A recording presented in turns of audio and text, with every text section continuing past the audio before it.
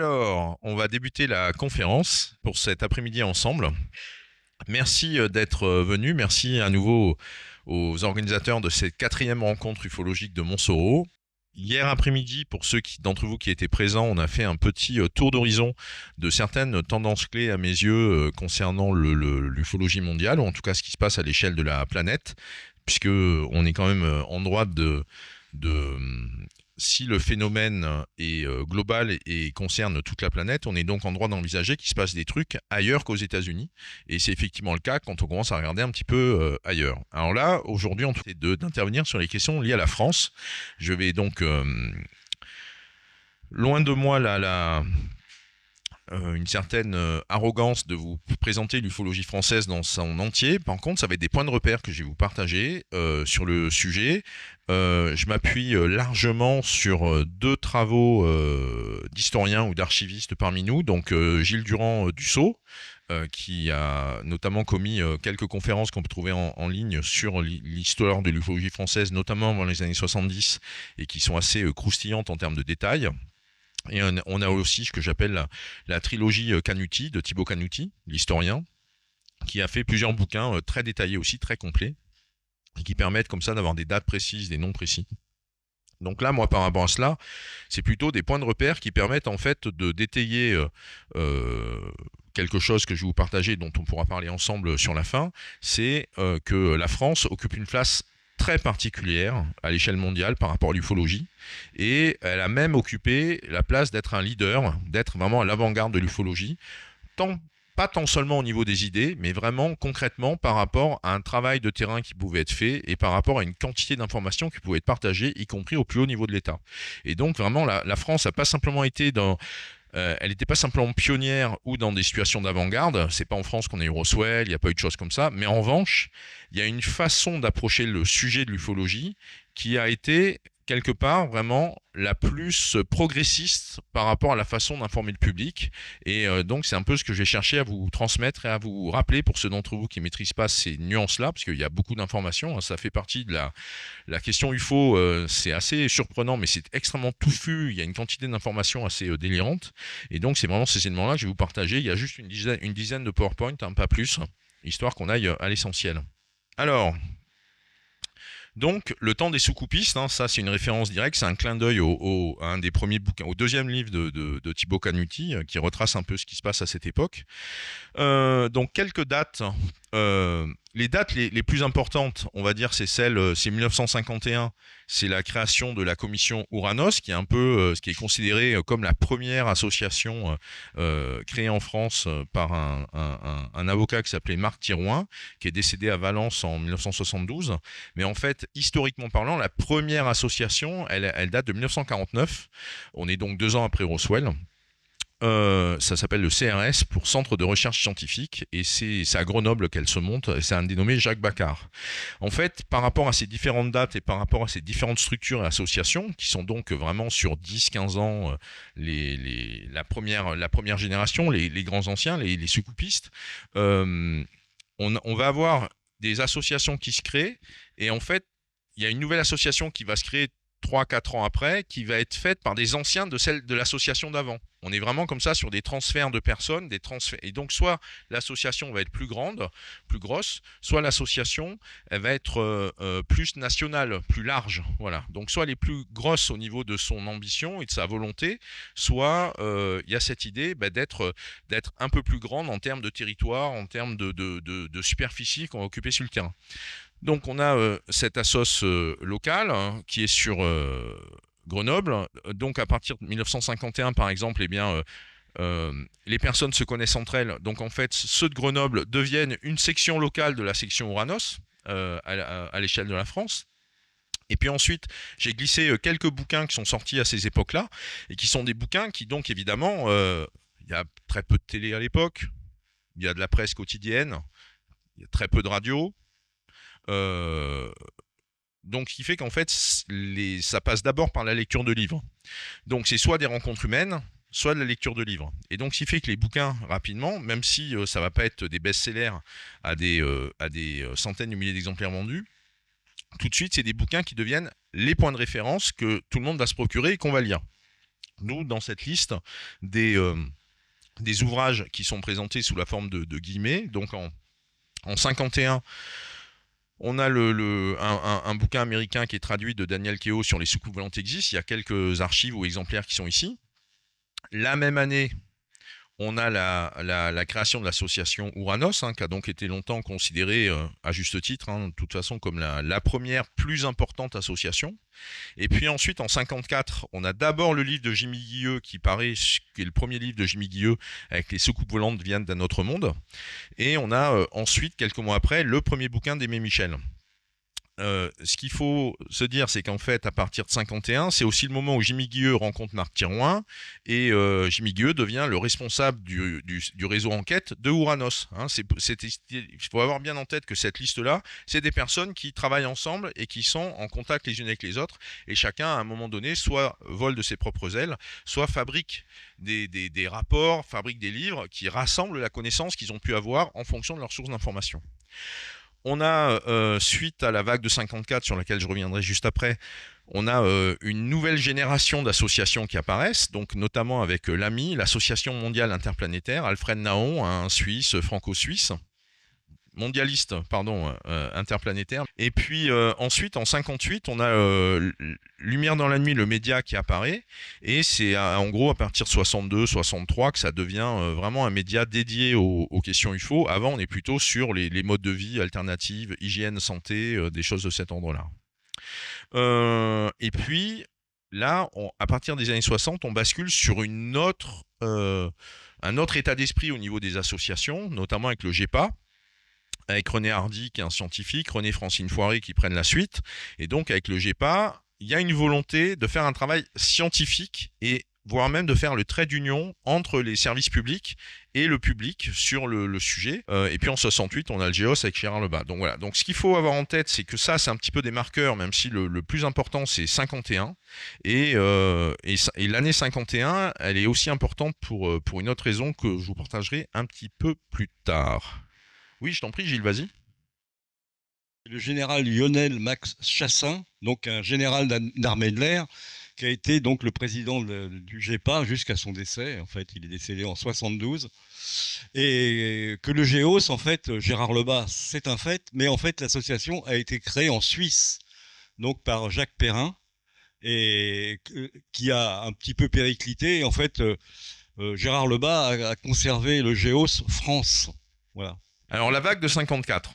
Donc, il y a cette idée par rapport aux dates précédentes. Avec le temps des soukoupistes, en gros, on est avant le GEPAN, on est dans les années 50, années 60, et ça commence à se structurer en 51 en France. Et donc, c'était avant qu'on ait la vague de 54. La vague de 54, elle vient rajouter une couche là-dessus. Donc juste quelques éléments de grandeur sur la vague de 54, pour ceux d'entre vous qui ne maîtrisent pas très très bien le dossier, et il faut avouer que ça représente des tonnes et des tonnes de bouquins. Il y a 4 tomes rien que pour l'aspect revue de presse de ce qui s'est passé avec la vague de 54. La vague de 54, elle est à 80% française, elle débute précisément, enfin à mes yeux, elle débute précisément le 16 août 54 à Tananarive, du côté de Madagascar, qui est encore sous une colonie ou un protectorat français à ce moment-là. Enfin, en tout cas, c'est un territoire qui est dirigé par la France, qui appartient à la France, qui n'est pas encore devenu autonome. Mais vraiment, le gros de la vague de 54 avec la France, ça arrive à partir du 20 septembre, ça continue en octobre, ça continue en novembre. Donc on a notamment un historien qui s'appelle Julien Gonzalez, qui... en ayant passé en revue les archives qui existaient, en particulier, c'est ça qui est très intéressant sur la vague de 54, c'est la quantité d'articles de presse, et donc de presse locale, parce que c'est toute la France qui est concernée par ces apparitions, toutes les régions de France, en compulsant donc les différents articles parus dans la presse, il arrive à un total où il y a, on va dire en 2 mois, entre octobre-novembre, 20 septembre, 20 novembre, on a 3000 observations, on a 290 cas d'atterrissage et on a à peu près une centaine de rencontres du troisième type. Quand bien même on peut appliquer un ratio de peut-être 20 ou 30% de canulars et de blagues par rapport à ce qui peut être déclaré, ça reste quand même conséquent au niveau des volumes. La gendarmerie, de son côté, estime qu'il y a 70 affaires et 200 témoignages au niveau de leurs archives.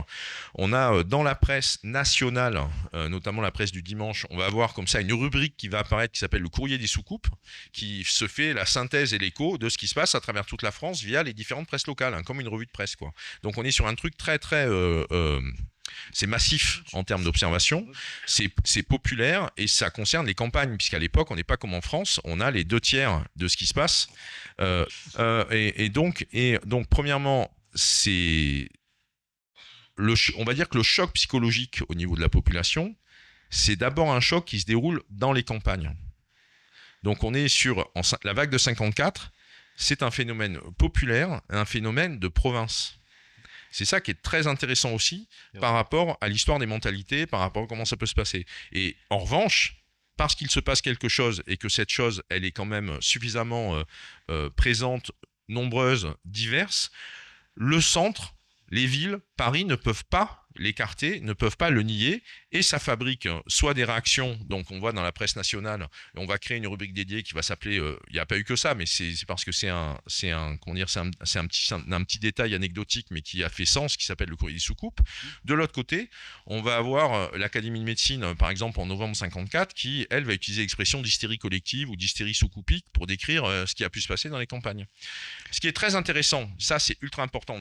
On entend parler des auditions, je vous en ai parlé hier, des auditions du Congrès aux États-Unis, de la manière dont on suit l'actualité, de la manière dont on est tenu en haleine avec ça, que c'est un roman feuilleton américain sur ce truc-là depuis 2017, ou en tout cas depuis 2021 avec les auditions au Congrès américain.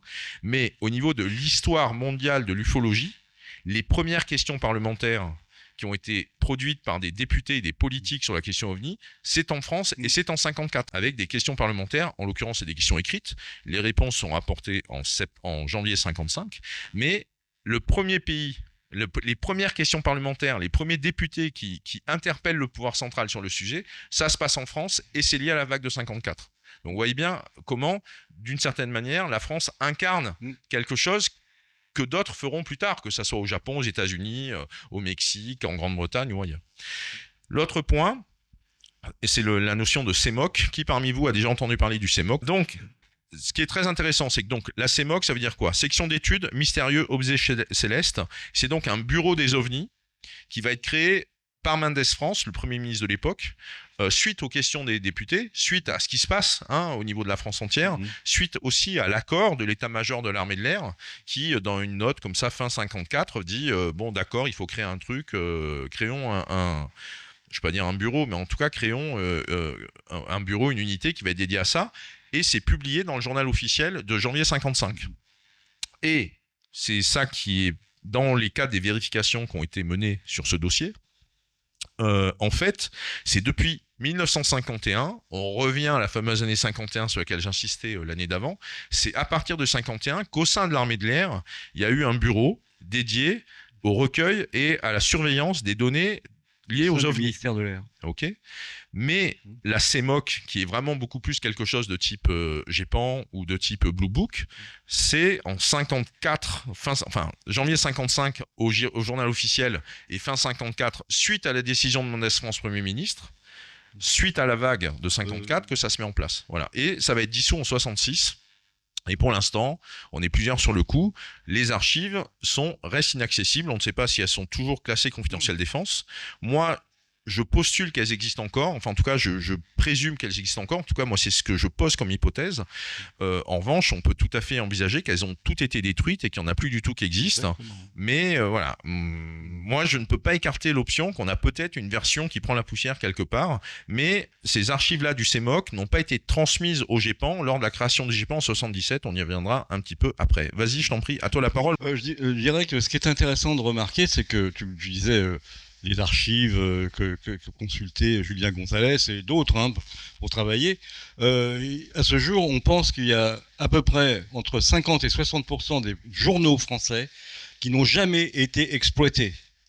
Ça veut dire qu'il y a énormément de choses à découvrir. Et alors, bien sûr, il va y avoir des redondances. Bien sûr, je dirais, l'AFP les diffusait les infos un peu partout, donc elles étaient reprises dans plein de journaux. Mais il y avait des observations locales qui, à l'heure actuelle, nous restent inconnus. Parce qu'en fait, il faut savoir que dans les années 50, il y avait quand même assez peu d'ufologues. Il n'y avait pas un maillage territorial important. Ce qui fait qu'il y a des choses, il y a des journaux qui n'ont jamais été exploités, même à l'époque. Oui, non, mais tu veux dire que c'est via la presse de l'époque qu'on a des indices quant à ces cas qui n'ont pas encore été considérés ou inclus à la bibliothèque des cas dont on dispose. Ouais. Ce qui est intéressant aussi de remarquer, c'est que, bon, on parle des observations rurales, mais il y a un important donc, nombre d'observations qui ont été faites dans le pays minier, c'est-à-dire en Lorraine et dans le nord de la France. Ça, c'est assez symptomatique. On voit quand même beaucoup d'observations dans ce secteur-là. Donc on n'est pas loin de la vague belge. Comment ? On n'est pas loin de la vague belge. Non, mais on ne sait pas. C'est difficile de dire pourquoi. Mais c'est vrai que bon, Franck Boîte a fait un travail important sur la vague de 54 en Belgique. Rien que pour la Belgique, qui est grand comme 2 régions françaises, il a relevé plus d'une centaine d'observations. Il faut savoir que la vague de 54, c'est pas que la France, c'est essentiellement la France. Et ensuite, derrière, on a l'Italie. Voilà. Il y a l'Italie juste derrière. Et ensuite, il y a d'autres pays, la Suisse, la Belgique, voilà. C'est essentiellement la France continentale parce qu'on n'en voit pas beaucoup en Grande-Bretagne, il y en a peu. Mais ça, tout ça, c'est des messages. Je reviens sur tout ça en fin de présentation. Mais dire. Non, pas sur les détails que tu as partagés. Mais en tout cas, voilà. Là, ce qui est intéressant, c'est que cette vague de 54, elle a des conséquences. En tout cas, elle a une existence médiatique et politique. Elle est tellement importante qu'elle ne peut pas être passée sous silence et qu'elle ne peut pas être écartée par les politiques. C'est ça qui est important. Et c'est la France qui était l'épicentre de ce truc.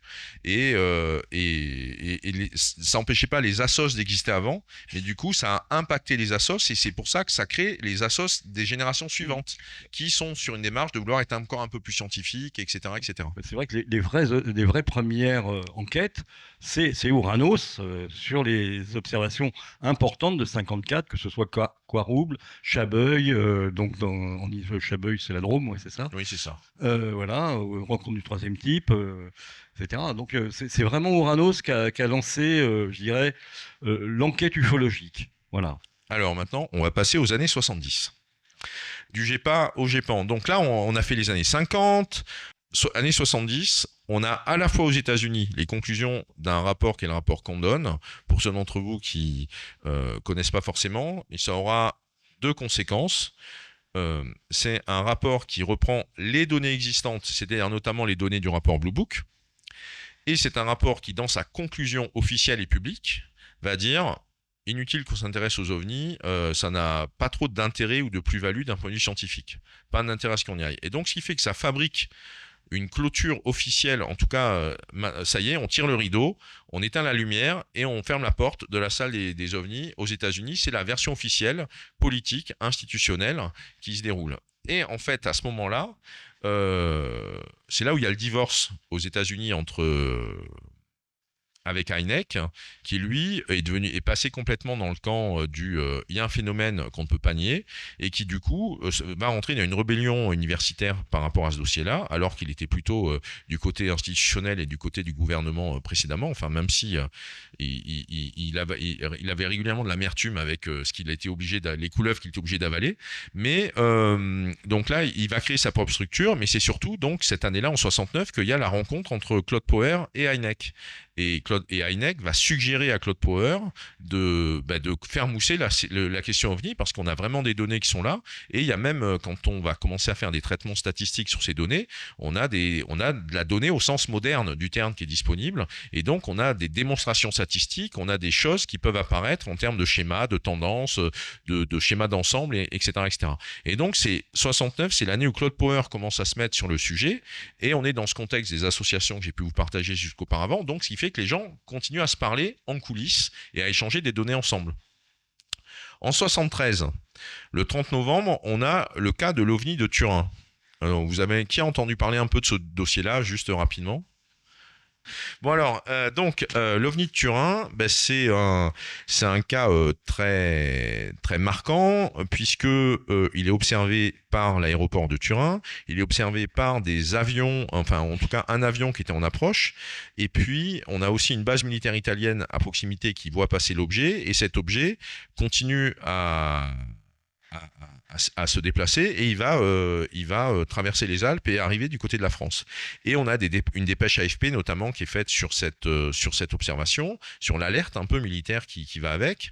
Et c'est surtout qu'en fait ce cas qui est quasiment traité en direct par rapport à la manière dont l'alerte se situe. À l'époque, Jean-Claude Bourré est le journaliste qui a le vent en poupe en France au niveau des médias, et ce qui fait que ça va ouvrir en lui, ça il le raconte régulièrement à chaque fois, c'est ce cas-là qui va attirer son attention sur la question OVNI et qui va faire qu'il va il va commencer à utiliser son travail de journaliste, son métier, ses positions de journaliste pour médiatiser la question OVNI. Donc ce cas de Turin est important parce qu'en fait la médiatisation OVNI que Jean-Claude Bourré va faire pendant les décennies qui vont suivre est directement liée à cet épisode.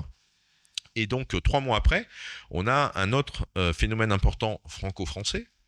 C'est une interview du ministre de la Défense de l'époque par Jean-Claude Bourré. Robert Gallet. Voilà, Robert Gallet, qui se déroule en février 74. Interview très importante pour plusieurs raisons. La première, c'est que l'interview se déroule au bureau du ministre, dans son ministère, dans son bureau, et sur la table, c'est ce qu'on raconte Jean-Claude Bourré, il y a les dossiers OVNI qui sont présents sur le bureau, quoi. Et ce qui fait qu'en fait, pendant l'interview, il y a quelques photos qui vont circuler, bien sûr, mais pendant l'interview, on a les dossiers qui sont là. Et donc, tout ça donne le go, en fait. C'est vraiment l'autorisation au plus haut niveau de l'État. C'est le ministre de la Défense, que oui, tu peux y aller, on peut médiatiser les trucs. Et les paroles de Robert Gallet, je vais vous les épargner parce qu'on trouve plusieurs restitutions de l'interview, plusieurs reproductions de l'interview, qui est transcription de l'interview, où effectivement, en gros, Robert Gallet va dire oui, il se passe des choses qui sont inexplicables et qui méritent qu'on s'y intéresse. Donc, c'est exactement l'inverse de ce qu'ont dit les États-Unis 5 ans plus tôt. C'est exactement l'inverse. Et donc là, faut comprendre aussi pour les militaires en France qu'on a un ministre de la Défense qui assume publiquement qu'il y a quelque chose qui existe, qui assume publiquement, puisqu'il montre les dossiers sur la table, que l'armée a des dossiers sur le sujet. Et en plus, pour la petite histoire, là on rentre sur un niveau de détail qui n'est pas anodin, mais qui est un peu plus, qui se noie dans les détails, c'est qu'il va donner des consignes à la gendarmerie. La gendarmerie avait déjà commencé un peu à se secouer les puces et à dire il faut qu'on commence à collecter de façon presque systématique toutes les observations qu'on va nous faire sur le sujet, etc., etc. Mais donc Robert Gallet va signer des documents, va donner des autorisations, va valider des procédures pour que la gendarmerie intègre ça dans son métier de surveillance de territoire. C'est sous Robert Gallet que ça se déroule. Et les premiers formulaires dédiés à un témoignage OVNI datent de 64 en France.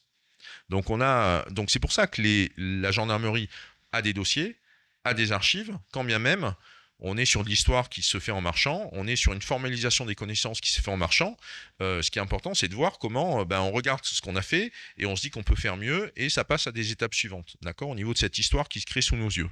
76, un autre élément important, en gros c'est à partir du mois d'octobre, on a des auditions qui se déroulent via des anciens, il y a une association en gros, l'IHEDN, c'est l'Institut des hautes études en défense nationale. C'est les études supérieures des hauts gradés de l'armée, et c'est là où on fait des analyses stratégiques, qu'on va faire des évaluations de risque, mais où on est comme on travaille on fait de la recherche sur les enjeux émergents, quoi.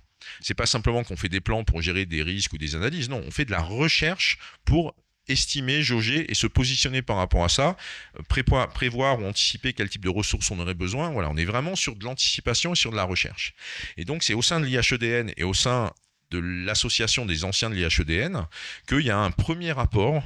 C'est un indice que je vous donne par rapport à ça. Il y a un premier rapport qui sort, enfin il y a une logique d'audition et donc de rapport qui débute fin 76 et le rapport va sortir en juin 77. Et donc ce rapport...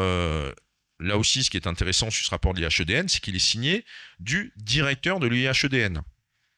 C'est pas signé de personnes qui disent promotion 55, je suis un ancien de l'IHEDN, pas du tout. Cette note qui est faite sur la question des phénomènes aérospatiaux non identifiés, c'est pour ça que j'ai utilisé le mot PAN au niveau du terme, c'est une note qui est signée par le directeur en fonction de l'IHEDN. Donc, voilà. Donc et là aussi, contexte militaire. Donc on a le ministre qui a donné le feu vert, on a les têtes pensantes qui s'y intéressent et qui disent qu'effectivement ça mérite de s'y intéresser. On a la pression médiatique parce que toutes les semaines, tous les mois, je crois que c'était toutes les semaines, on a Jean-Claude Bourré qui est à la radio sur Europe 1 ou France Inter. Ouais, France Inter. Dans l'émission de Claude Villers, pas de panique. Exactement, tient sa chronique sur les ovnis. Et puis Claude Poher au sein du CNES, qui lui, donc avec les années 72, tout ça, vient faire un travail en France, scientifique, complémentaire aux travaux statistiques qui ont pu être faits aux États-Unis par le binôme Hynek-Vallée, Jacques Vallée et J. Allen Hynek.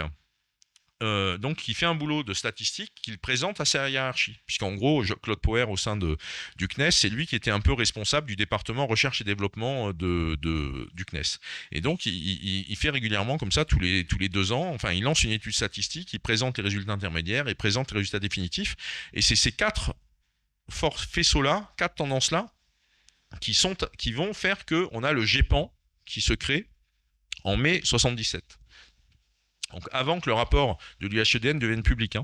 C'est donc le 1er mai 77 que le GEPAN est créé au sein du CNES. Et puis c'est vraiment à partir du mois de septembre-octobre que ça devient encore un peu plus public. Mais l'autorisation administrative, la naissance administrative du GEPAN, c'était le 1er mai 1977. Mais cette décision, elle est possible parce qu'on a donc plusieurs forces en présence qui sont toutes d'accord et ça fait feu vert à tous les étages. C'est ça qui permet, enfin c'est mon analyse, c'est ces 4 forces-là, ces 4 tendances combinées qui font qu'il y a une création du GEPAN au sein du CNES. En 69, le rapport Condon a été contre-productif pour Condon lui-même, c'est-à-dire qu'on n'a jamais créé aux États-Unis autant d'associations ufologiques après 69. Et ils pensaient qu'avec le rapport, ils allaient directement éradiquer le phénomène OVNI en tant qu'étude, alors qu'en fait, il n'y a jamais eu autant d'études sur les OVNI qu'après le rapport Condon. C'est ça qui est complètement dingue.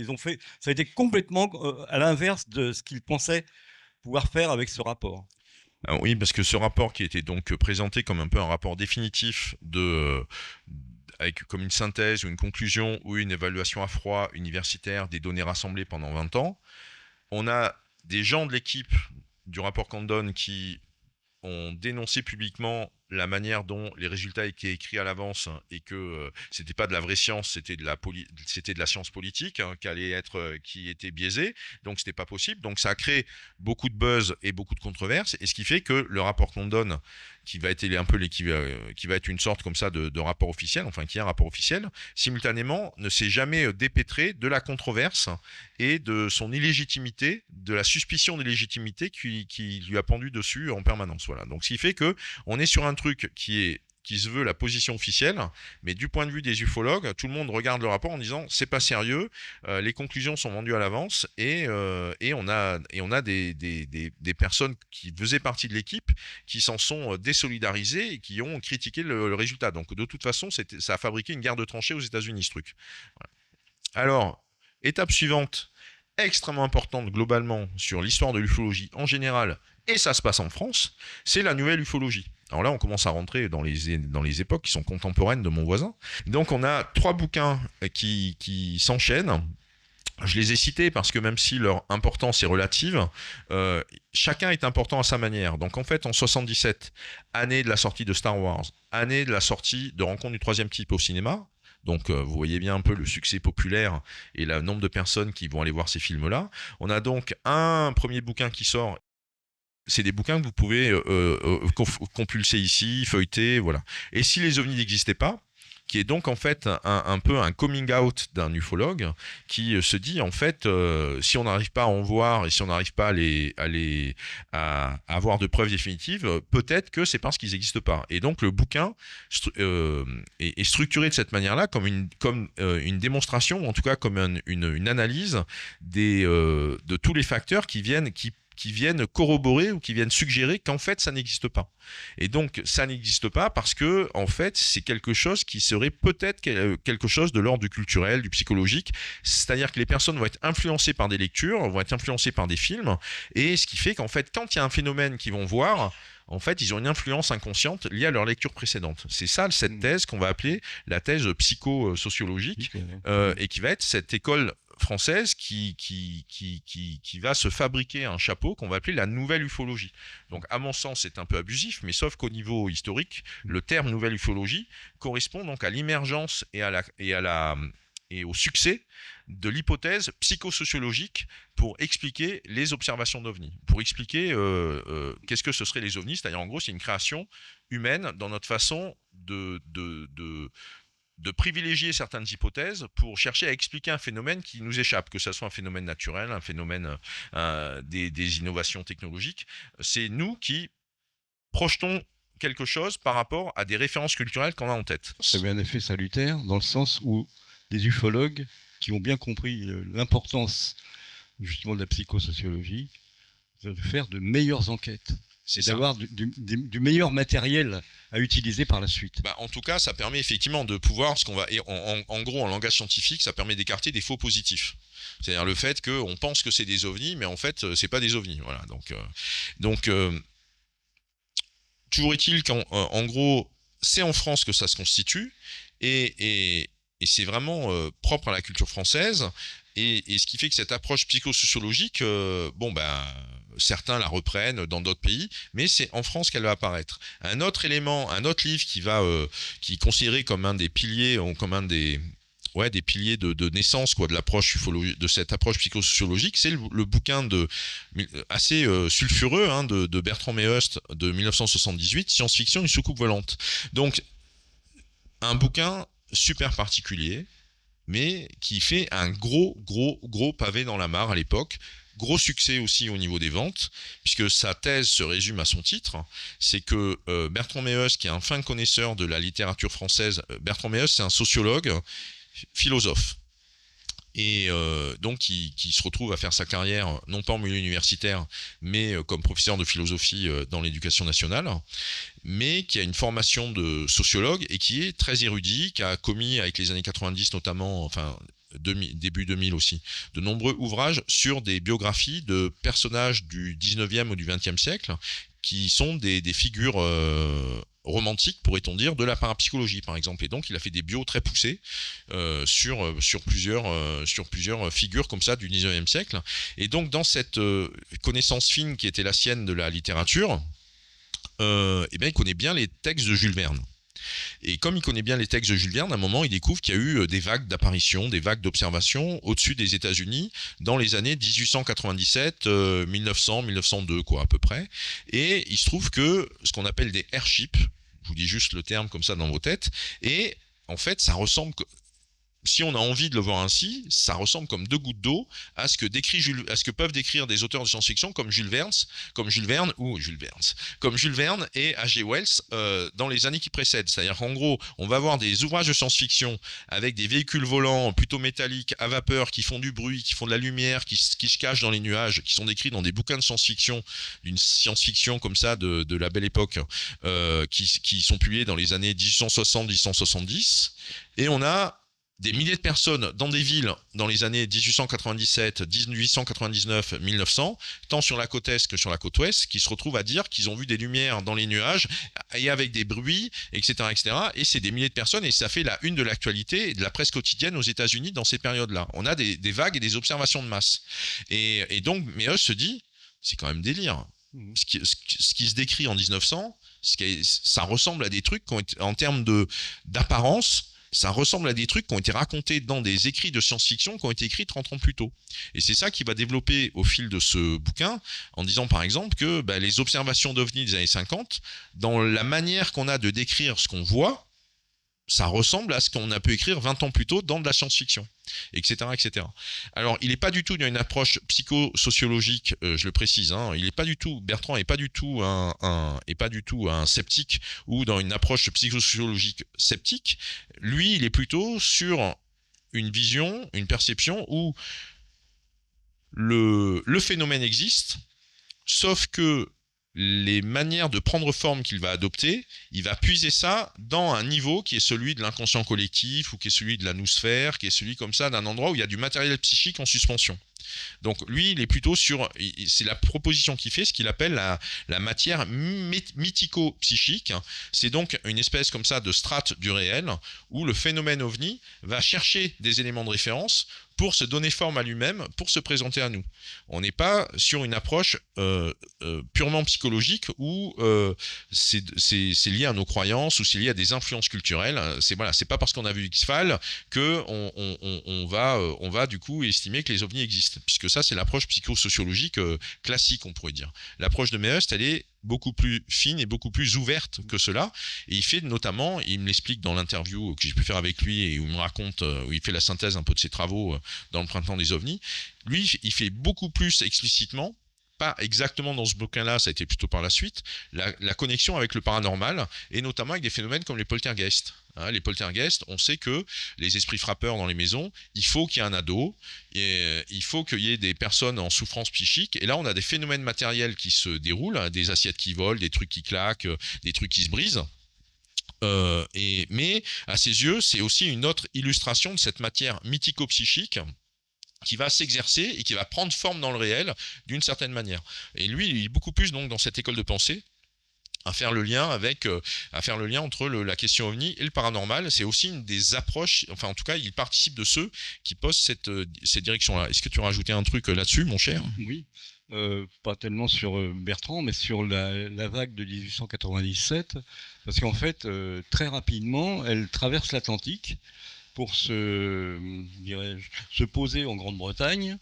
Ensuite, un peu en France, on a des cas de dirigeables fantômes en France.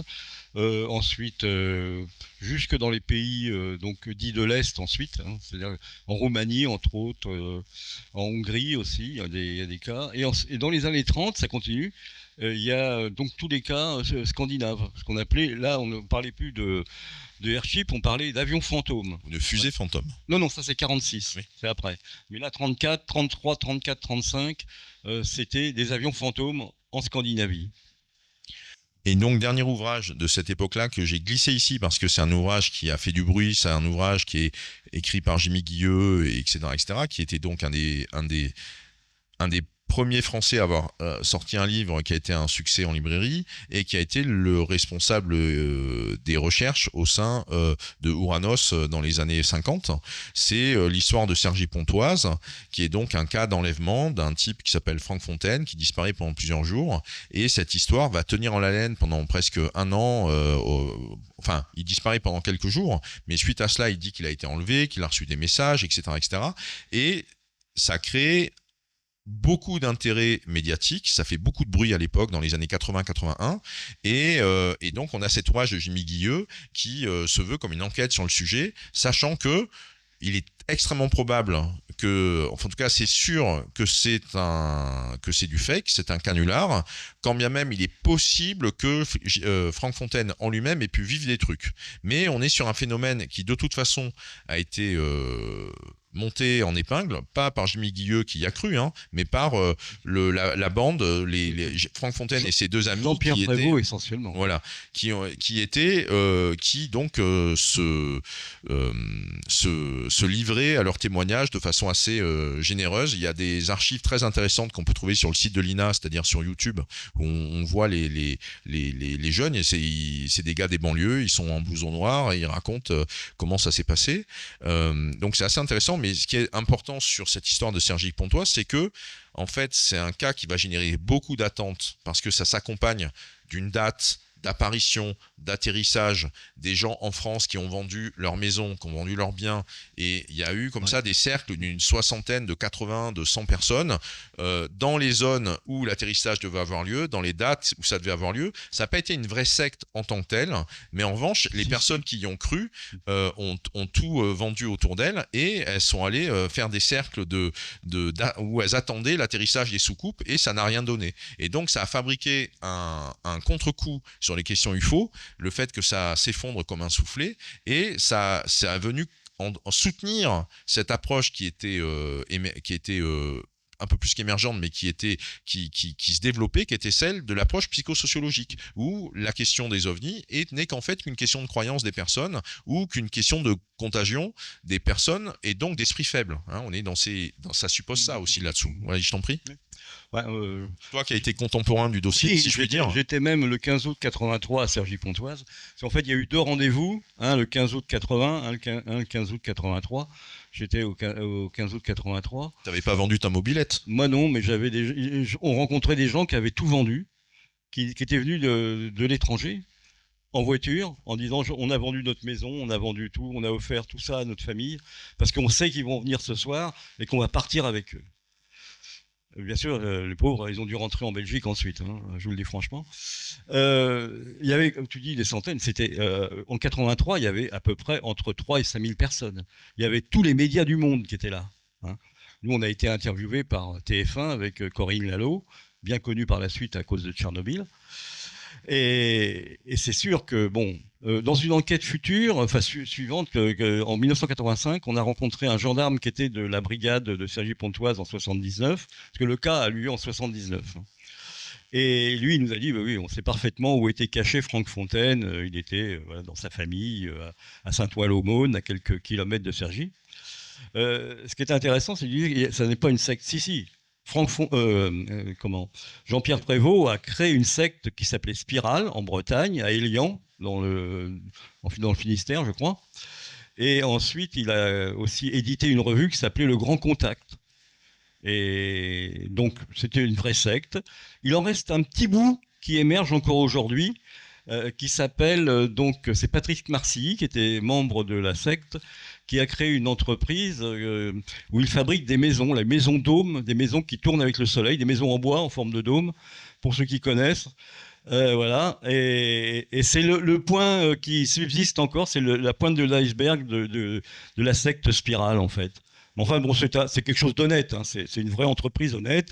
Et donc, Patrick Marcilly fait toujours du business autour de cette maison-là, quoi.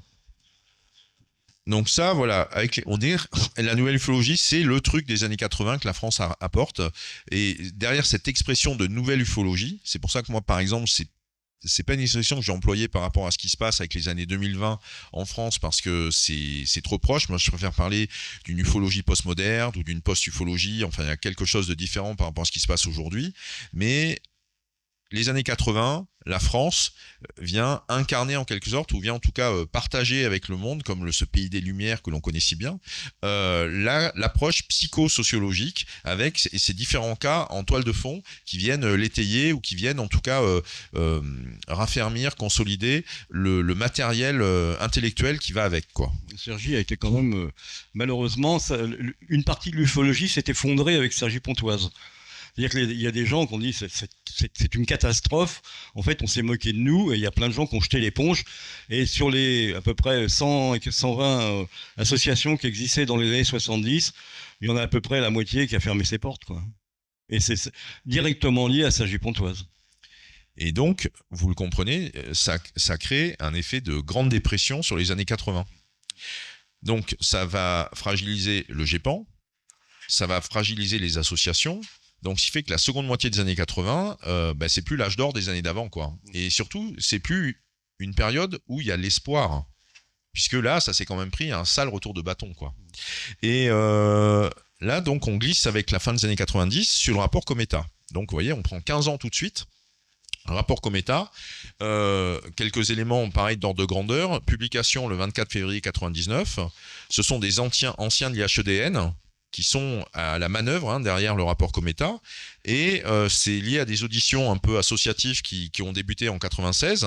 On est 20 ans après le début des premières auditions du premier rapport de l'IHEDN, et là c'est en quelque sorte le second rapport de l'IHEDN, sauf que celui-ci n'est pas du tout précédé d'une lettre officielle du directeur de l'IHEDN. C'est vraiment porté par des anciens de l'IHEDN, et on est avec des réseaux parallèles ou des réseaux des anciens. L'IHEDN n'est pas impliqué officiellement sur le rapport Cometa, alors qu'il l'était sur sa note sur les pannes qui date de 76-77.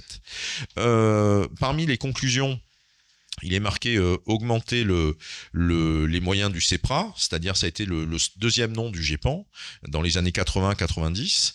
La création d'une cellule interministérielle, coordonner la réflexion stratégique, promouvoir les recherches scientifiques et techniques, participer à la mise au point d'accords internationaux de coopération. Donc il y a des recommandations au sein du rapport Cometa, il y a des pages qui sont dédiées à la question de la récupération d'OVNI qu'auraient fait les États-Unis avec Roswell, il y a des pages dédiées aux stratégies de désinformation volontaires menées par les autorités américaines, etc., etc. Et puis pour compléter un peu pour dresser le rapport, ça a été divulgué notamment via un média leader qui avait à cette époque en France, qui était les hors-séries VSD sur les ovnis. La légende raconte que Lionel Jospin l'a eu entre les mains, a été assez intéressé par le sujet, même s'il y avait pas mal de choses à gérer quand même. Et puis, du coup, on pourrait se poser la question aussi, n'est-il pas judicieux d'envisager un Cometa 2030 avec donc un nouveau rapport qui pourrait comme ça se mettre à niveau, enfin un nouveau rapport créé par des chercheurs en stratégie ou en militaire français et qui viendrait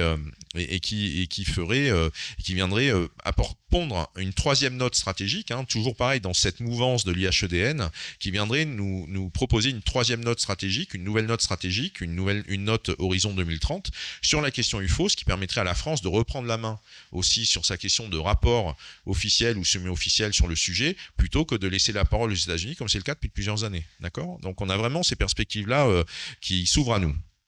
Donc là, donc on a eu le GEPA, association qui devient le GEPAN, un organisme public au sein du CNES en 77, et puis on a le GEPAN qui devient le GEPAN en 2005.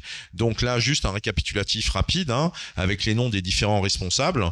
Donc on a eu 77 le GEPAN, et puis il y a eu les responsables se sont passés la main progressivement, et jusqu'en 88, ou en tout cas jusqu'en 85, 77-85, c'est vraiment l'âge d'or du GEPAN. Les méthodes de travail se mettent en place, mais surtout, il y a des notes techniques qui sont produites, qui sont des documents de synthèse super solides, et qui étudient des cas, et qui sont vraiment comme des rapports thématiques sur des cas précis ou sur des problématiques précises, et qui fabriquent de la littérature scientifique, de la littérature de recherche. C'est-à-dire que le GEPAN, à cette époque-là, jusqu'en 85, grosso modo, est proactif sur la question du sujet UFO, et dans une démarche de faire avancer la science. Après, à partir de 88, donc bon, 85, on lui dit maintenant c'est bon, t'arrêtes, on réduit la voilure. 88, on continue de réduire la voilure et le GEPAN devient le CEPRA, très peu de moyens. On peut dire ce que ça veut dire parce que c'est service d'expertise dans les phénomènes de rentrée atmosphérique. On parle plus du tout d'OVNI là. Ça fait écho à ce que vous avez pu entendre lors de la conférence de ce matin sur la fameuse observation ou rentrée atmosphérique du 5 novembre 90, on est dans cette période-là, et donc le CEPRA va durer jusqu'en 2005, jusqu'au moment où il y a le GEPAN, enfin le CEPRA a failli être supprimé ou failli être fermé, et il y a eu quand même tout ce réseau des années 70. Un audit, en fait. Oui, il y a eu un audit qui a été mené, mais c'est un audit qui est venu confirmer qu'il valait mieux garder un GEPAN qui existait au sein du CNES plutôt que de faire à l'américaine en disant c'est bon, on supprime le service. Et ce qui fait que là, on a eu depuis 2005 différents directeurs du GEPAN qui ont duré entre 2 et 4 ans chacun. Le dernier en date, c'est Frédéric Courtat qui est arrivé fin 2022. Et là, à mes yeux en tout cas, au niveau du GEPAN, on est beaucoup plus en train de gérer les bijoux de famille, quoi. On est en train de gérer les archives, on est en train de gérer, puisque lors de sa création en 77, les archives, notamment celles de la gendarmerie, ont été communiquées au GEPAN. Et ce qui fait que le GEPAN a donc disposé d'un stock de cas, d'un certain nombre de cas. Il y a près de 3000 cas disponibles, 700 qui sont dans la catégorie A, c'est-à-dire ceux qui sont complètement élucidés, on a compris ce que c'était, et moins d'une centaine, 99, qui sont en catégorie D, c'est-à-dire ceux qui sont réellement inexpliqués. Okay, je vous ai mis les deux extrêmes tout de suite. Et ces archives du GEPAN, oui, à ce jour. Et donc, et les archives du GEPAN ont été mises en ligne en 2007. C'est-à-dire qu'en fait, c'est aussi les archives du CEPRA, ou c'est aussi vous voyez, c'est les mêmes archives qui sont mises en ligne. C'est simplement qu'on est avec des dénominations administratives qui sont différentes. Et elles ont été mises en ligne, et il y a eu tellement de succès lié à l'attente qu'il y a eu par rapport à ça. Ça a été un vrai événement, là aussi, mondial et global. Ça a fait tomber l'internet, le site web, les serveurs du CNES pendant 2 jours, tellement il y avait de personnes qui se connectaient pour accéder aux archives du GEPAN. Donc c'était bien au-delà de la sphère des ufologues français, c'était un événement mondial sur lequel la France a été tellement leader que du coup ça a été écran noir. Il y avait une vraie demande de la part des gens qui se sont connectés. Ben, on peut même dire qu'à l'époque, parce que maintenant on raisonne un peu différemment, 25 ans plus tard, ouais, presque 20 ans plus tard, mais 18 ans plus tard, mais c'était la première fois qu'on ait des archives publiques qui devenaient accessibles aussi. C'était une des premières fois. Oui, une des premières fois. Oui. Voilà. Et puis donc il y a eu, alors je vous le mets pour vos tablettes, 2014-2022, donc ce qu'on appelait le CAIPAN 1 ou le CAIPAN 2, c'est-à-dire des colloques scientifiques menés par le GEPAN, sous l'égide du GEPAN, avec des scientifiques qui venaient et qui partagent leurs recherches, leurs travaux. Et il y a eu donc 2 éditions comme ça de ces forums un peu de conférences qui duraient 2 jours. Alors, hier, on a parlé des Drovni de 2024, des Drovni de 2025. Hier, on a parlé des apparitions au-dessus des centrales nucléaires. Et donc, ces histoires de Drovni propres de 2014, propres à la France, ben là aussi, c'est une date très importante, c'est un gros truc pour plusieurs raisons. Tout d'abord, le terme Drovni, c'est une invention française, même si c'est intraduisible dans les autres langues. On a très bien fait cette fusion drone et ovni. C'est des ufologues français, un ufologue français en l'occurrence, qui a trouvé cette expression, qui fonctionne bien. Et donc, juste pour vous donner un peu pour vous donner un peu ce récapitulatif quantitatif. Donc en fait, entre octobre et mars 2015, mais ça a été surtout octobre-novembre 2014, en octobre 2014, novembre 2014, on a eu plus de 50 survols de Drovni au-dessus d'une vingtaine de sites. Voilà, c'est ça. Il y avait plus d'une vingtaine de sites nucléaires français, dont les 19 centrales nucléaires. Et on n'a jamais réussi à identifier d'où venaient ces lumières qui survolaient en surplomb les centrales. On n'a jamais pu identifier d'où provenaient les objets qui volaient. On n'a jamais pu identifier d'où ils décollaient, ni où ils retournaient, ni qui les envoyait. Et encore aujourd'hui. Et aujourd'hui, en fait, les survols ont continué. Il y a plusieurs chercheurs en France, des réseaux de chercheurs bénévoles, associatifs, qui continuent à suivre la question des survols. Et on est à plus de 120 survols depuis 2014. Ça inclut les chiffres de 2023, 2024 en France, au-dessus des sites nucléaires sensibles. Ça continue, même s'il y a beaucoup moins de bruit, qu'on est donc sur de la basse intensité, puisque en 10 ans, on a eu 70 survols, alors qu'on en a eu plus d'une cinquantaine sur 3 à 4 mois. Pourquoi mars 2015 ? Parce qu'en fait, jusqu'en février et mars 2015, on a eu des survols, des objets qui volaient avec des lumières qui clignotaient, qui ont été vus au-dessus de la Tour Eiffel, au-dessus de l'Élysée, au-dessus de Paris en février et en mars 2015. Donc là, ce que je vous ai mis avec l'image qui va avec, c'est la page de garde d'un rapport qui a été produit par on revient à la question politique, un rapport qui a été produit par une chambre, ce qu'on appelle l'OPEXT, qui est une chambre commune Sénat-Parlement en France, qui a donc donné ses conclusions en novembre 2014. Le rapport a été publié et vous pouvez le trouver sur le site de l'Assemblée nationale. Il est accessible, il a été publié en janvier 2015. Sur les drones et la sécurité des installations nucléaires. Et il y a cette petite phrase qui montre bien que, là encore, le phénomène était suffisamment présent que ça devient difficile de l'écarter d'un revers de manche. Donc depuis quelques semaines, une vingtaine de drones au moins a survolé les 19 centrales de production et les autres installations nucléaires françaises en violation de la loi. C'est donc la phrase de préambule que je vous ai mise en citation du président de l'OPEXT de l'époque, qui était donc le député Jean-Yves Le Déaut lors des auditions du 24 novembre 2014. Voilà. Donc voilà un récapitulatif des dates clés que j'ai pu vous passer en revue avec vous aujourd'hui. Et on a la commission Uranos en 51. Je rappelle que 51 c'est aussi la date où on a les premiers militaires en France qui sont assignés à la question des ovnis. 54, la fameuse vague de 54 et la création de la CEMOC. La création du GEPAN en première version en 77. 1978, science-fiction et soucoupe volante, la publication du livre de Bertrand Meust. En 1990, la constitution du Sceau, en l'occurrence avec le personnage qui est à mes côtés là.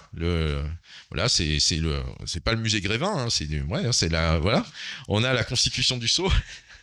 J'étais très tentant de la faire. Et puis en 99, on a le rapport Cometa. Non, ce qui est intéressant sur le Sceau, c'est que ça fait 25 ans, ça fait 35 ans qu'on a une association qui se préoccupe de la conservation et de la collecte des archives de la mémoire de l'ufologie française. Hein. Donc c'est ça qui est... Et je suis très fier d'être membre du Sceau, par ailleurs, en tant que jeune adhérent.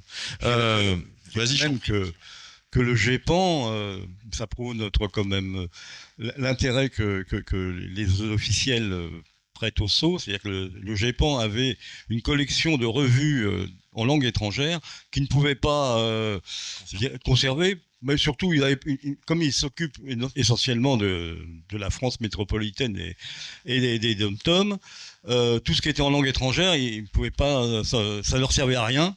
Donc ils avaient 1400 revues qui dataient depuis les années 60 jusqu'à début des années 2000.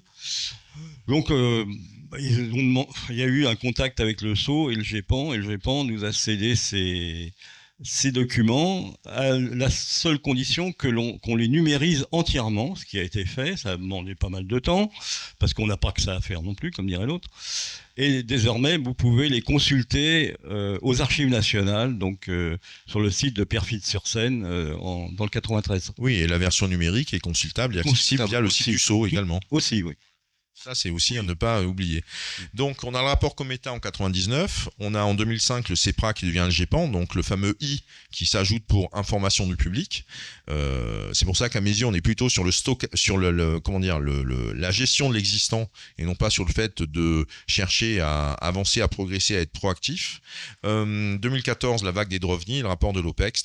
Et tous ces éléments-là sont vraiment donc voilà, selon moi, un peu des points de repère, des balises de l'histoire de l'ufologie française sur les 70 dernières années, et chacun incarnant des étapes et des phases en termes de conscience, en termes d'histoire humaine, en termes de collectifs, en termes d'associations qui ont pu se créer, qui ont pu se défaire, et aussi de nouvelles idées qui viennent s'ajouter au collectif. C'est loin d'être exhaustif, mais en tout cas, c'est des points de repère. Le rapport Cometa, par exemple, a été extrêmement bien accueilli à l'international, alors que la presse parisienne française, à la différence de celle des années 50, la presse parisienne française s'est gossée et s'est moquée du contenu du rapport Cometa et bien sûr des personnes qui avaient signé le rapport Cometa. Alors que à l'international, la France, via le rapport Cometa, est considérée comme un pays qui est vraiment à la pointe de la divulgation et de la prise en compte de la question UFO au plus haut niveau de l'État, ce qui n'était pas faux jusqu'au milieu des années 80 et l'affaire Franck-Fontaine, pourrait-on dire. Voilà. Merci de votre attention. On peut peut-être prendre 5 minutes de questions. Merci pour cet exposé. Je note que, alors c'est peut-être involontaire, vous parlez pas de la commission Sigma, des commissions Sigma 1 et 2 dans la 3AF, avec Luc Dini notamment. Je pense que ça doit être peut-être un petit oubli. Mais ça rentrait pas. Ah pardon. Mais la 3AF aussi ont réalisé beaucoup de travail, notamment avec le dernier rapport de Sigma 2. C'est quand même très intéressant. Voilà, juste pour situer le contexte sur la 3F et Sigma 2, c'est qu'en fait, en gros, c'est comme si Sigma 2 prenait la suite du GEPAN quant à la dimension recherche scientifique.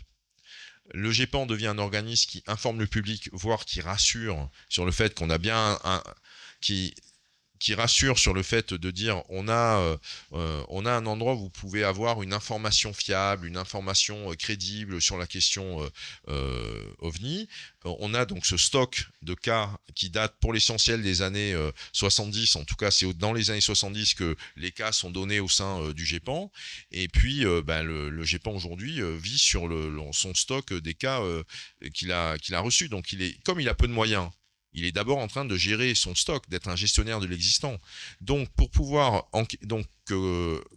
quand on a des personnes qui vont se manifester auprès du GEPAN pour déclarer leur cas, est-ce qu'elles se déclarent auprès du GEPAN ou est-ce qu'elles passent par la gendarmerie? Moi, j'aurais tendance à dire, allez voir les gendarmes pour déclarer votre observation, parce que ça permet que le GEPAN en obtienne une copie, mais ça permet aussi que ça reste présent dans les archives de la gendarmerie.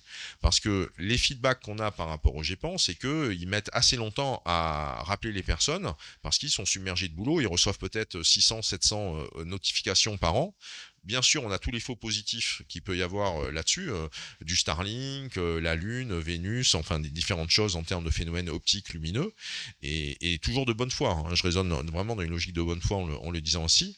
Et donc, il y a une inertie actuelle il y a une inertie du fait d'un manque de moyens au sein du GEPAN actuel qui fait que Oui, heureusement qu'on a la commission Sigma 2 et ce qui se passe du côté de Luc Dini et de tout le réseau scientifique qui sont là, où on va retrouver en gros ceux qui étaient dans le conseil scientifique du GEPAN il y a 15 ans, la moitié d'entre eux, ils font partie de la force vive scientifique de l'équipe de Sigma 2 aujourd'hui. C'est pour ça que, ça je l'ai compris il y a 1 an ou 1 an et demi, Sigma 2 par rapport au GEPAN, c'est la partie recherche, parce qu'en fait la mission du GEPAN, c'est de dire est-ce que c'est un ovni ou pas. Mais après, d'expliquer ce que peut être un ovni, c'est pas leur travail. En revanche, du côté de Sigma 2, eux, ils sont beaucoup plus en train de creuser le sujet, comment ça peut marcher, et qu'est-ce qu'il peut y avoir comme système de propulsion, et qu'est-ce qui se passe avec la lumière, et qu'est-ce qu'il y a comme anomalie. Ils sont pas forcément dans des raisonnements militaires au premier chef, mais en revanche, Sigma 2, c'est une commission OVNI au sein de l'A3F, qui est donc une association française professionnelle qui concerne tous les métiers liés à l'astronautique et à l'aviation.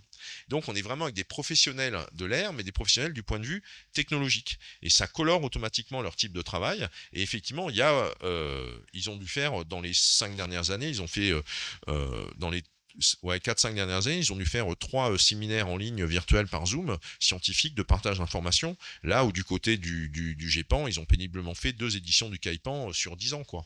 Donc oui, bien sûr que le Sigma 2, c'est important, et ils produisent des rapports qui sont pas totalement publics au niveau de... Il faut les acheter, quoi, les rapports qui sont produits, mais ils font un travail, en tout cas scientifique, qui est... comment dire, qui fait avancer le schmilblick. Et ce qui est intéressant du côté de Sigma 2 aussi, c'est qu'ils font des partenariats de recherche à l'international. Il y a notamment cette histoire avec l'armée de l'air chilienne, qui n'avait pas les moyens techniques ou scientifiques pour étudier des cas qui ont été répertoriés ou signalés par les pilotes de l'armée de l'air chilienne. Et c'est les équipes françaises qui ont pu, en questionnant le cas et en le découpant en petits morceaux, là, en le décortiquant, qui ont pu mettre en évidence des explications quant à l'origine du phénomène OVNI qui avait été observé par l'armée de l'air chilienne. Donc on a comme ça des coopérations internationales qui est possible, on pourrait dire, via les réseaux professionnels des ingénieurs liés à l'aéronautique ou l'aérospatiale. J'ai une dernière question. Vous avez super bien présenté ce qui se passe côté ricain avec la Haro et tout ça. Et derrière, se sont enclenchés la Scientific Coalition, par exemple, ou la Society for UAP Studies, qui produit un embryon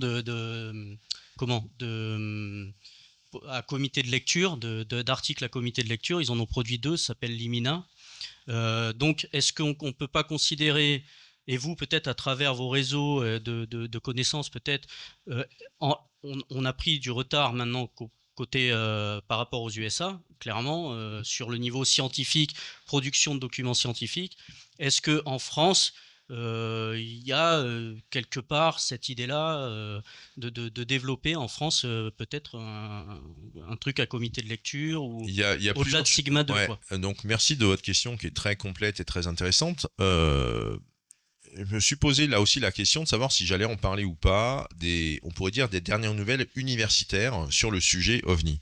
Ça faisait pas partie des thèmes qu'on avait calibrés pour cette édition, donc j'ai pas cherché à faire de développement là-dessus, mais les questions-réponses permettent de l'évoquer.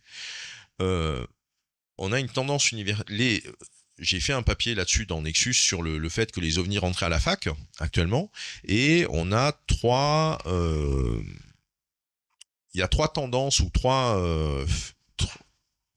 tendances qui se combinent et qui viennent illustrer, selon moi, cette tendance lourde qui est en train de se dérouler.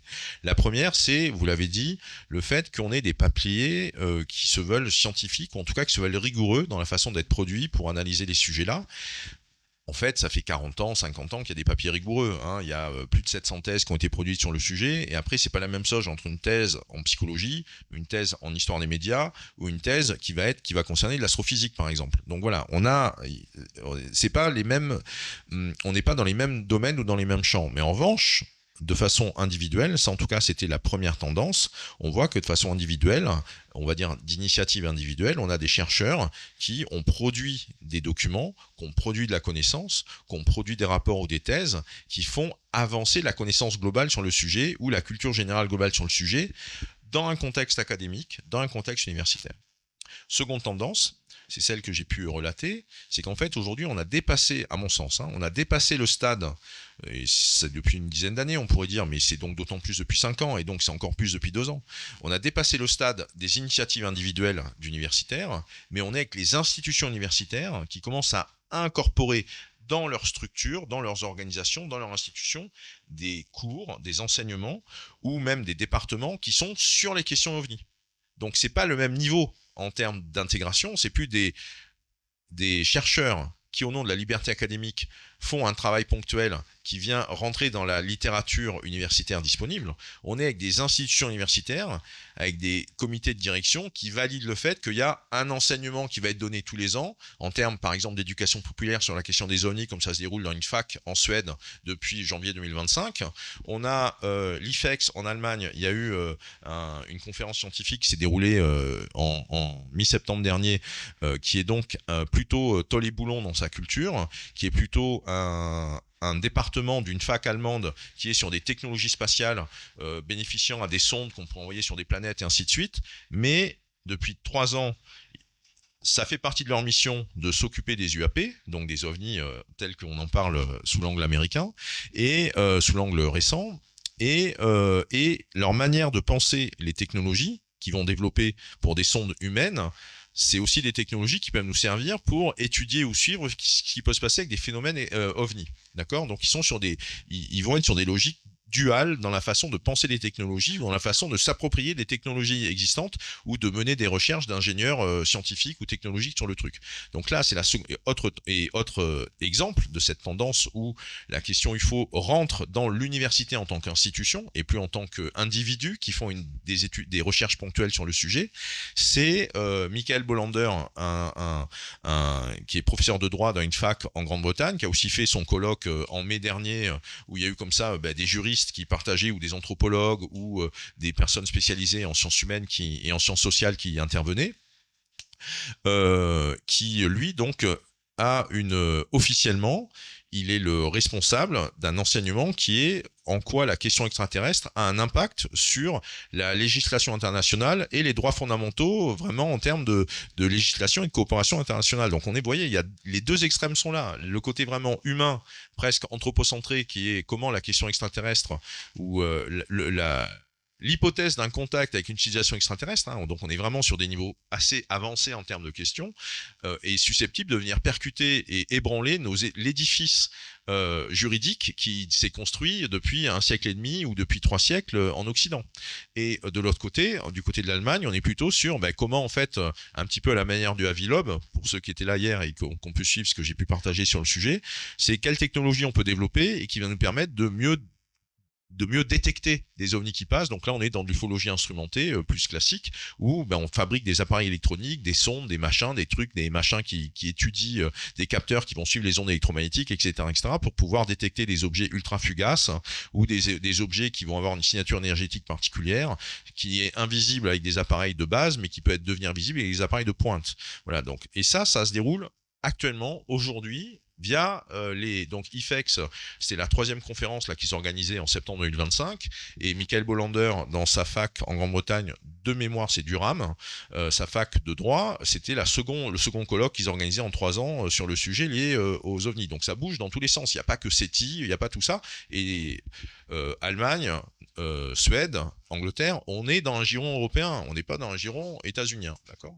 Du côté des États-Unis, les types d'études d'enseignement ou le type de prise en compte par l'institution, c'est beaucoup plus sous un angle histoire des religions, etc., parce qu'en fait, aux États-Unis, d'un point de vue sociologie universitaire, ils vont avoir une partie de leurs universités qui sont certes des universités privées, mais des universités privées religieuses, financées par des congrégations religieuses. Et donc, ce qui fait qu'on va avoir des philosophes des religions, on va avoir des anthropologues des religions, on va avoir des historiens des religions, et c'est via ce réseau-là un peu religieux, qu'on appelle ça évangéliste, qu'on appelle ça chrétien fondamentaliste, voilà, en tout cas, il y a plusieurs aspects possibles, jésuite aussi. On va avoir une prise en compte depuis 2014-2015 de la question UFO dans ces cadres-là. Donc ça, c'est la 2e tendance. La 3e, c'est celle que vous avez relatée, c'est le fait que donc, on a les chercheurs en ufologie qui vont chercher à appliquer sur eux-mêmes et sur leur travail les protocoles et les critères les plus rigoureux dans la façon de construire de la connaissance. Et donc, on va fabriquer des articles scientifiques qui sont rigoureux. Et on va créer une revue scientifique qui va rassembler le meilleur des articles rigoureux produits sur le sujet, que ce soit des articles d'astrophysique, de théorique, que ce soit des papiers de psychologie, etc., etc. Et dans le même ordre d'idée, ça c'est ce qui se passe via Jacques Vallée de son côté, ils ont réussi à, on va le formuler ainsi, c'est un peu naïf de le formuler ainsi, mais ils ont pu réussir à publier dans de la littérature scientifique de niveau 1, du plus haut niveau sur la question UFO, littérature dans des revues scientifiques de haut niveau, enfin voilà, ils ont réussi à publier des articles de recherche qui concernaient du matériel UFO. Et ça n'était jamais arrivé. Ils ont réussi à publier ça dans la fameuse revue Aeronautical quelque chose, là, enfin Astronautical truc, qui est une revue imbitable à prononcer en anglais quand on est français et qu'on n'a pas le papier sous les yeux. Mais donc, oui, mais c'est ça, c'est les revues les plus hauts niveaux. C'est celles qui sont. C'est surtout que ils voulaient pas, jusqu'à les années 2022, ils avaient été approchés avec des papiers qui étaient impeccables au niveau méthodologie, c'est-à-dire qu'il y avait des scanners, des appareils, des trucs qu'on utilise pour analyser les matériaux au niveau atomique. Enfin voilà, on était sur des outils d'analyse, notamment des résidus d'éjecta ou de trucs qui ont été prélevés suite à une observation d'OVNI ou suite à un crash d'OVNI ou suite à des choses où il s'est passé des choses où il y a eu des résidus qui ont été trouvés dans l'environnement, qui ont été collectés par les policiers, qui ont été collectés par différentes corps de métier qui pouvaient être présents sur place. Et ces revues-là ne voulaient pas publier. Et donc, depuis 4 ans, au-delà du fait qu'on est avec donc c'est évidemment les papiers co-signés Vallée, Nolan, etc., etc., au-delà du fait que les papiers sont irréprochables au niveau méthodologique, irréprochables au niveau des outils qui sont employés, on a donc un changement de mentalité qui est peut-être lié au renouvellement des générations, qui fait que, au niveau de ces comités de lecture, de ces revues scientifiques de haut niveau qui n'ont rien à voir avec le sujet OVNI, qui sont dans de la science pure et dure, pourrait-on dire classique et conventionnelle, ils ont admis, et ce n'est pas une fois, maintenant on en est à la 2e fois, de publier un article qui touche à du matériel de type ufologique qui a été analysé avec des appareils les plus sophistiqués qui soient. Donc vous voyez, c'est une 3e tendance qui est là et qui montre bien que la question OVNI rentre dans le monde universitaire par petits pas en fonction des personnes. Il faut de la persévérance, mais on y parvient. Voilà, j'étais un peu long, mais c'était un point important. Pourquoi les médias français, je veux parler des médias télévision, ils n'en parlent jamais, ou quand ils en parlent, c'est moquerie, et en France, ça devient... Voilà, c'est ça. Moi, si j'ai le malheur d'en parler, mais je suis pris pour un dingue. Alors, pourquoi en France, on n'en parle jamais à la télé? Alors, pour faire simple, je suis de votre avis. C'est-à-dire que je trouve que il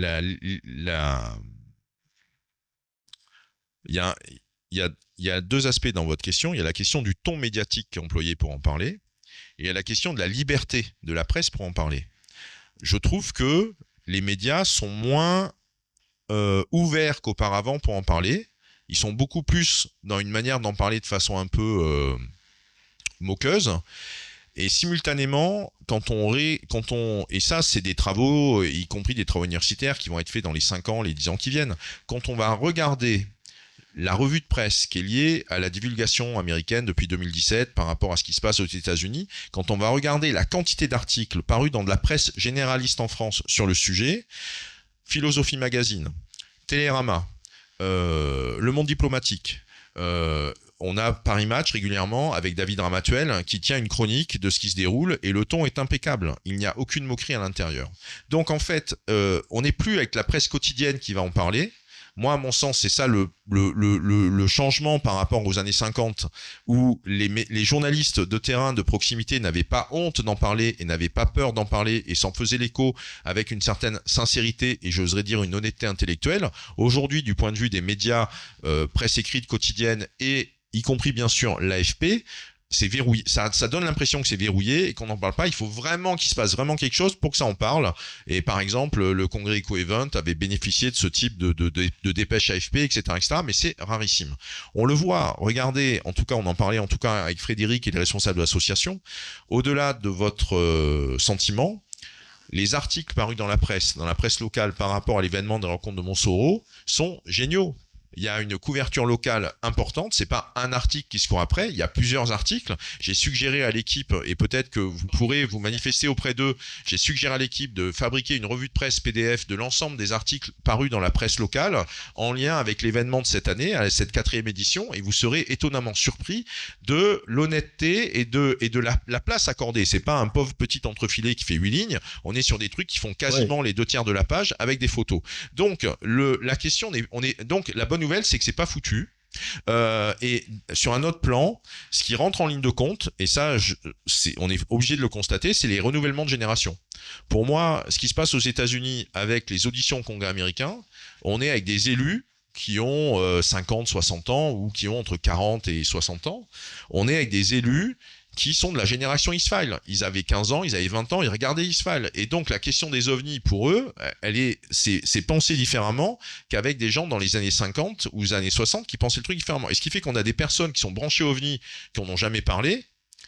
Au-delà même, elles ont un intérêt personnel pour la question ovni, elles n'en avaient jamais parlé, elles n'ont pas forcément eu des expériences qu'elles bossaient dans l'armée.